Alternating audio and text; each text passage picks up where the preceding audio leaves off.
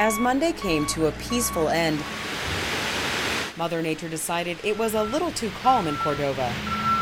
Wind, snow, drifting snow. We still haven't cleaned up everything from the last falls. To keep up with plowing demands, loaders and graders work non-stop. After all the wear and tear, they need a little TLC. We go through a whole lot of chain links. We're working on getting these chains on this truck here. The city asked Coast Guard members to pitch in at the maintenance shop to make sure all the machinery stays in top shape. It works. The never-ending battle with the snow is starting to take its toll. Lots of broken hoses and lots of broken chains. Perfect. Main priority is to keep my graders and loaders running 24/7. With near whiteout conditions and extremely high winds, blustery. National Guard soldiers are only allowed to shovel roofs if there's a dire need. We're mostly doing ground operations today due to the high winds. The reason we're on this roof is because of the snow load. There's a concern that the overhang could give way. While the wind may have folks wincing in pain, it's blowing so hard now it hurts your face. Most are trying to keep a sense of humor. Living in paradise. And ensure every shovel is put to good use. Just drop it off at City Hall when you're done. Everyone hopes they'll soon be able to put their shovels to rest. But with a wintry mix on the way, that doesn't look likely anytime soon.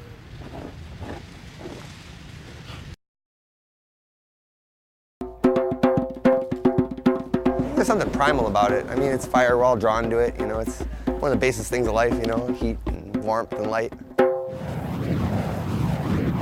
My name's Max Walton, performer with the Alaska Fire Circus. We're out here doing our weekly fire practice. The circus has been performing for about 6 or 7 years now. We all put in a lot of hours in our practice and in our skill to make it the show that it is.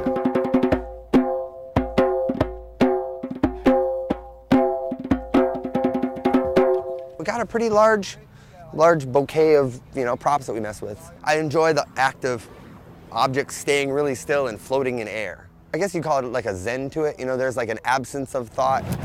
You're wrapped up so much in what you're doing that the world kind of fades away and you're just kind of, you know, in that zone. A lot of times people don't even hear about us, and then all of a sudden they see our show and they're pretty blown away by the fire.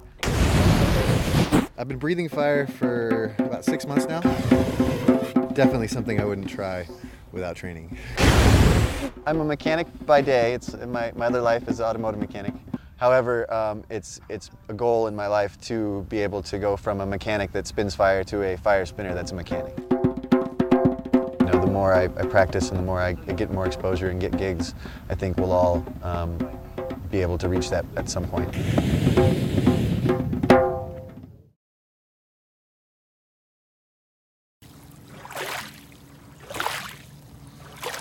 The city of Bethel is known for its quiet rivers and fish camps. 400 miles of wilderness separate people here from the nearest highway.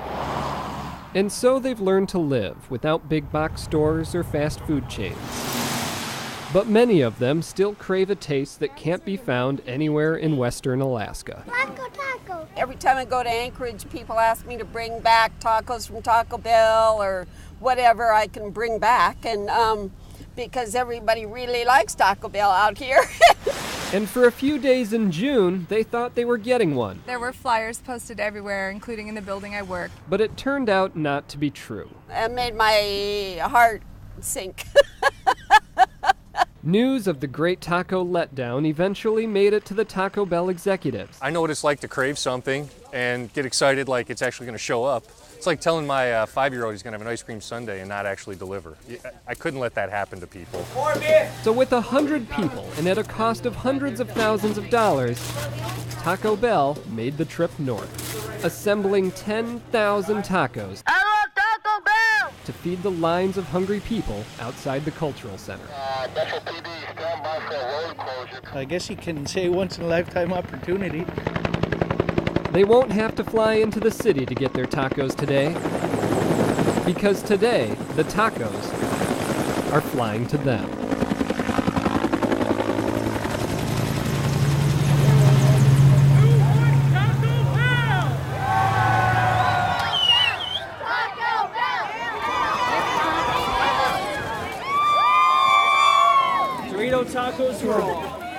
more tacos inside, guys. In Bethel, you don't see this big a herd. I think everybody and their dog came out today. Yeah, he waited for 2 hours in line for his taco.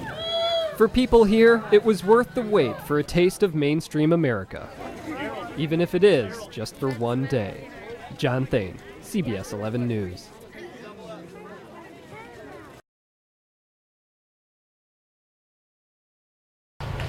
Okay, get in line and start putting them in the truck, guys. There's a lot more to running the Iditarod than the 1,000-mile trek. And everyone here knows it all too well. So get in line and pass them on. Starts with a straw. Try to get this stuff out of here. With at least one bale per team at every checkpoint, the weight adds up. Hey, Steve, how you doing? After 8 years, Linda Gorham calls herself a professional volunteer. It's wonderful. She knows good preparation is the key to keeping mushers and their dogs happy. And that's important because people are coming a long distance to this beautiful state, and we want to make certain they have a great experience. Even more volunteers work the food drop. Airland Transport's warehouse becomes a whirlwind of activity. Galena, 2-6. The 2 or 3 bags mushers prepare for each checkpoint fuel the race forward, which comes to about a ton of food and supplies they'll need for the grueling journey. It's all about dog care, and they're full of dog food, and we get them there. Most of the food and straw is shipped to villages through bypass mail. The rest takes a more scenic trip to remote checkpoints with yet another volunteer crew, the Iditarod Air Force. I don't know how we'd pull it off without them, to be honest with you. It's because some of these places, the only place you can get to them is with small planes. Bruce Maroney is a commercial pilot, but spends weeks donating his time flying for the last great race. Hello, traffic lights over. Port departure, confirm no inbounds. Going to get the station. This is the first checkpoint after the restart in Willow, and it's a checkpoint, but it's not a food drop. So we'll be hauling straw in there today and groceries for the volunteers. He's flown with the Iditarod Air Force for more than 25 years, but took 2 years off to see the trails as a competitor. Probably the nicest thing is having flown the race previously. I kind of knew the way. I knew where the checkpoints were. I knew the lay of the land. So the first time I ran Iditarod, it was really kind of a help for me.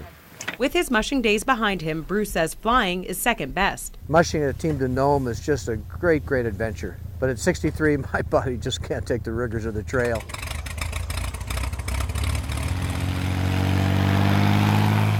He's one of about 30 pilots who will take off with more than 20 tons of supplies for the 2012 Iditarod. It's like the Super Bowl of Alaska, so there's a certain excitement to it. Here's a 28. Even ground and volunteers' spirits soar with enthusiasm. It's like a bug that bites you. Pitching in any way they can to make sure mushers have everything they need. I don't know how to explain it, but I couldn't imagine going through this time of year without it. For pilots, the loadout is just the beginning. They'll have a bird's eye view as they follow mushers from Anchorage to Nome, knowing their hard work will make all the difference during the race. At the Willow Airport, Heather Hinsey, CBS 11 News.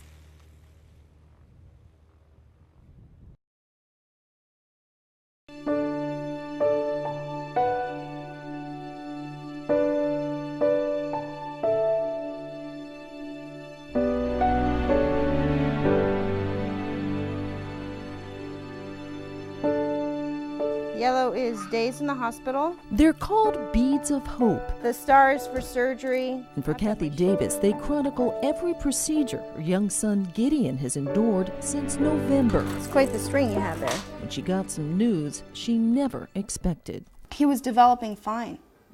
He was hitting all of his milestones. He was doing well on weight until we had him absolutely in pain and not knowing why.